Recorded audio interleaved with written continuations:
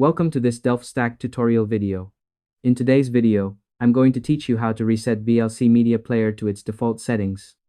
Whether you're experiencing playback issues, black screens, or just want a fresh start with VLC, this simple step-by-step guide will walk you through everything you need to know. First, open your VLC Media Player and go to the top menu bar. Click on Tools, then select Preferences from the drop-down menu. Make sure to follow along carefully so you don't miss any important details.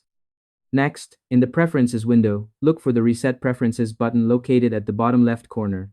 Click on it, and you'll see a pop-up asking you to confirm your action. Simply click OK, and your settings will be restored to default.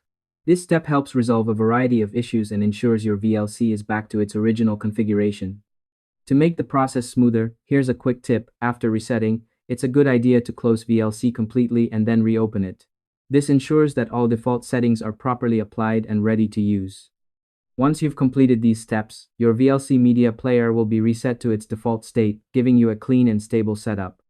It's also a good idea to double-check your preferences afterward if you had any custom configurations that you might want to reapply. And that's all there is to it.